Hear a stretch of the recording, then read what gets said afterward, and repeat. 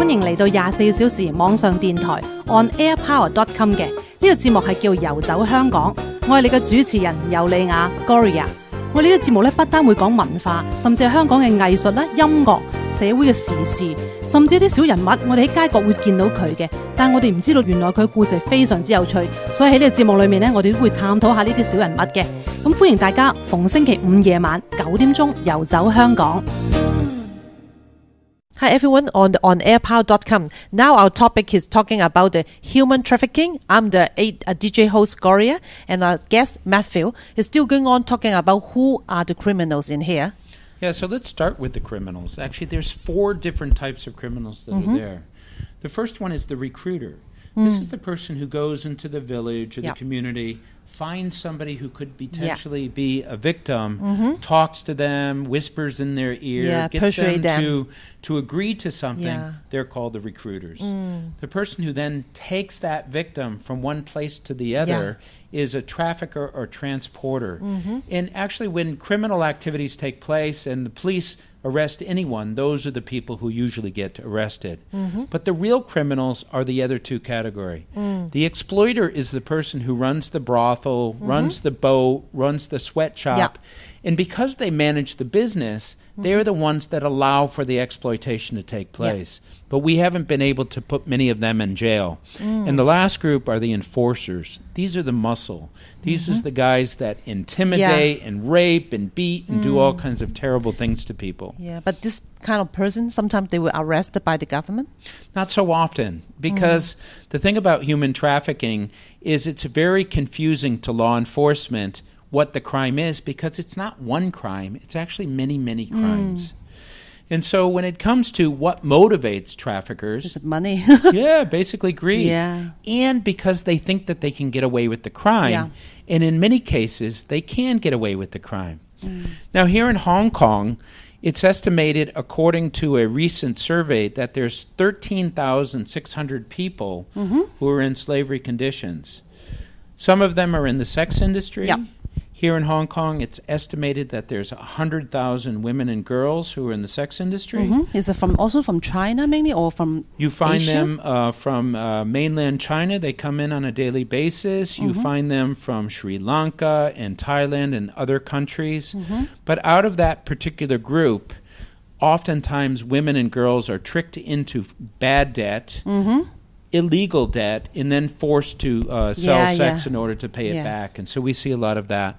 We also see among domestic workers, even before they get here in Hong Kong, they are tricked and deceived into accepting money as loans, and the interest is so high that they come to Hong Kong and they work for 3 years and they never get paid at all. So these are both forms of human trafficking that exist But this here thing, in is Hong it Kong. allowed in Hong Kong, unpaid labor?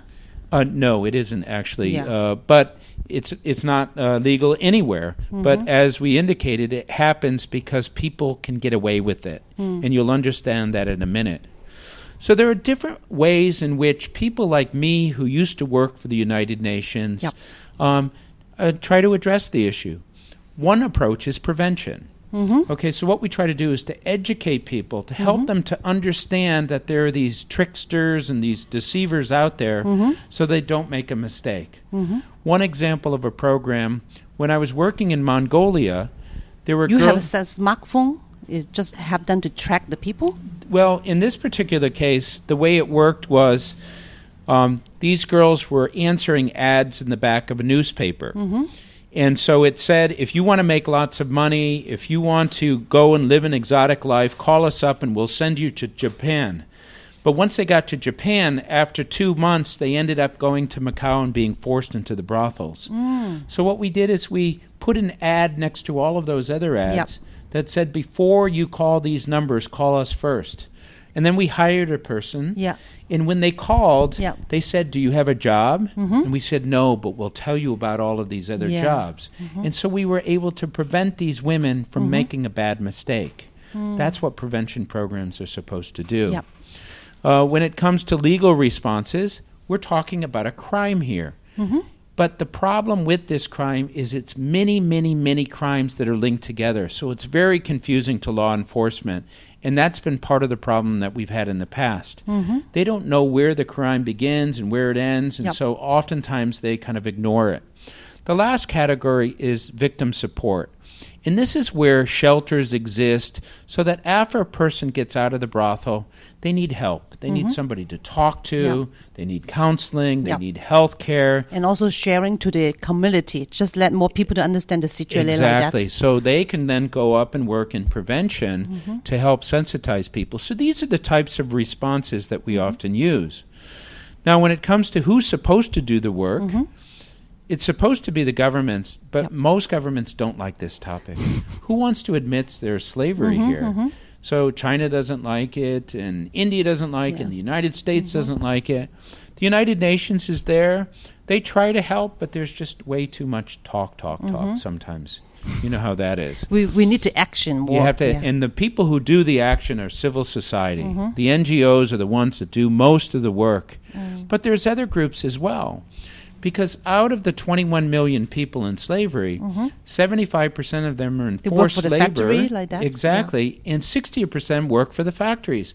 So the private sector has to be involved. If the private sector was involved, they could identify examples of people who are in these terrible circumstances and address them. But also consumers should care. Who wants to have a phone in their pocket that was made by slavery? Yeah, I think have a big issue before they're talking about like that because, they have a fair society in Hong Kong too. They sold some products. They have a fair deal for the laborers and they have get the better life in somewhere else, Exactly. Okay, so I talked about what the problem was, and I talked about what is being done. Now I'm going to show you the report card for how we have done as a community. So out of 21 million people, look at, we've only helped 50,000, which is a very small number. That's something like 0.02 people helped. The number of people who are arrested is around 4,000 out of 500,000 criminals. Now, you might, when you see this, think that the numbers are wrong, but they're not. The problem is not that the counter-trafficking community doesn't care. The problem is the profits generated from human slavery are huge. They earn a lot. $150 billion dollars a year. The amount of money that goes to address it is about $350 million, but that only represents 0.23%. In the United States, we eat $6 billion worth of potato chips. It takes 21 days of potato chip eating to come up with the amount of money that's used globally to fight human trafficking. But most of the factory is based in where? In all over the world. We find factories in the United States, in Latin America, in Africa. But as I said, the largest percentage is in Asia. It would be in India, and China, and Thailand, and so forth. So you'd find it all within this particular region. So the big question is people ask is, if we're actually not having that much of an impact, what needs to be done to fix this?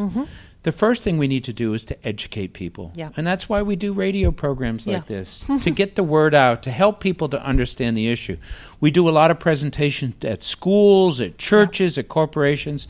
Last year we presented to 18,000 people, face-to-face, standing in front of groups and talking to them. Because when most people hear about this, their heart goes out to it. When you hear about a 15-year-old girl who's forced into a prostitution, it's a terrible circumstance. And our heart bleeds when we hear these types of things. Another thing that's needed is we really need the private sector to get involved in this. We need the manufacturers and we need the retailers and the banks to really care about the issue because they have a direct association with this particular problem. And also have a moral responsibility to take Absolutely. They have a moral responsibility because if they themselves are benefiting on the backs of these slaves, then that's not a good thing. And so they have to take some responsibility. And also they will concern reputation. Is it good for them? Exactly, because oftentimes you see in the newspaper different companies that get caught from investigative journalists that say that they went to a particular location and they found child labor or forced labor, and that can be very, very damaging for a company. And so the other thing is that everyone needs to be involved in helping to address the issue. So most people say, well, what can I do? I'm sitting here, I'm in Hong Kong, I'm a student, or I'm at work in a company or something else. What could I possibly do to address it? Well, there are many things that they can do. One thing is to learn about the issue and tell other people. Yeah, to arouse the concern of this thing. Exactly. And use social networking. You could use Facebook and Twitter. And when you see an article, basically you can tell people about it and get the word share out. outside, yeah. Second thing you can do is you can donate a little bit of money. In Cambodia, to keep a young woman who gets out of the brothel in a shelter for one day cost about 20 Hong Kong dollars. It's not a lot of money. Yeah. But to that person, it really makes a difference. It helps her to recover. So if the money, even if it's small, goes to the right organization, it can make a big difference. And also buy the food, everything from the fair deal thing. That's another example, is before you buy big products, you can go online and you can see whether or not that company has any kind of a policy. And if they do, basically what you can do is thank them and congratulate them. If they don't, you can ask them to get a policy. But to be responsible consumers, by doing this, by buying one product, we're having a vote that we like that company. If that company's not doing good things, you can choose not to buy their product, and that's a vote against them. Okay, so that's another thing. Or you can donate your time. There are organizations that want people to help them, that are working here in Hong Kong on the issue of human trafficking, that could really benefit from that type of support. So, okay, this is your organization. Later on, we can mention about your organization on the next sections, okay? Yes. Just take a break first, and then later on we come back. Okay, very good. For sharing. Yes.